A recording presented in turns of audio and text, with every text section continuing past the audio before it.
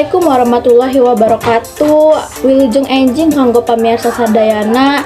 Nami abdi Bilqis Ramadhani Sophian di kelas 11.5 bade ngadugikeun warta nu aya di bulan September 2025.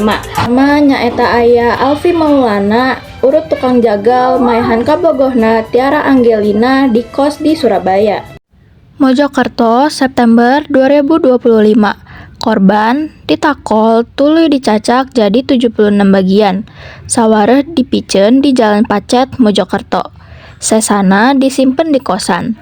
Kasus ieu kabongkar saenggeus warga manggihan bagian awak korban. Polisi nangkep palaku sareng nyita peso. Masalah hubungan sareng tekanan finansial anu disangka motif palaku.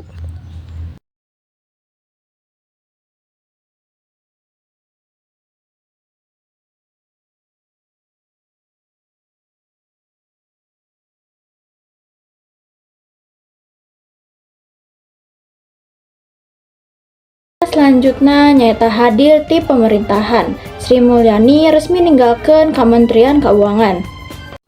Menteri Keuangan Sri Mulyani secara resmi mungkas jabatanana sareng ngirimkeun pesen perpisahan. Dina biantarana manehna oge ngawilujungkeun ka nu ngagantikeunana anu baris nuluykeun tugasna di Departemen Keuangan. Sanaos angkat, Sri Mulyani ngebrahkeun harapan jeung terombosan sareng kewajiban anu dilaksanakeun tiasa secara konsisten diteruskeun. Manehna ngaharapkeun transisi ieu lumangsung kalawan lancar. Lanjutna nyaeta ti Konewe Selatan, budak awewe umur 5 tahun kapanggih maot dina karung sagu. Budak awewe umur 5 tahun kapanggih maot dibungkus karung dina pohon sagu. Polisi geus ngaranna tetangga nya salaku tersangka anu disangka nyake korban saenggeus nganiaya jeung nyumputkeun awak korban dina koper. Pamariksaan mayit keur neangan sebab matina, nembongkeun korban maot, alatan kurangna oksigen jeung tanda kekerasan seksual. Barang bukti kaasup koper jeung pakaian korban geus diamankeun polisi. Pelakuna ditahan di Polres Konawe Selatan.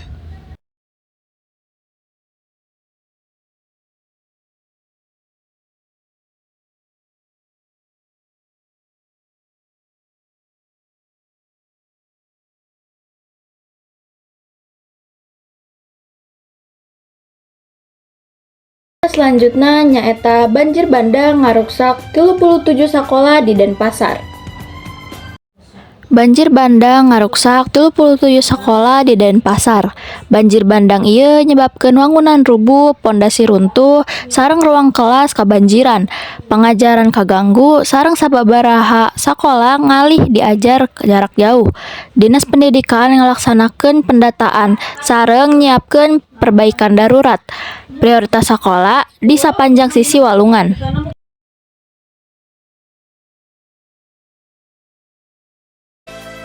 Selanjutnya aya berita ti Depok, nyaeta Taman Bacaan Perigi, nu tadina jadi gubuk rubuh ayeuna jadi puseur literasi masyarakat. Depok, 17 September 2025.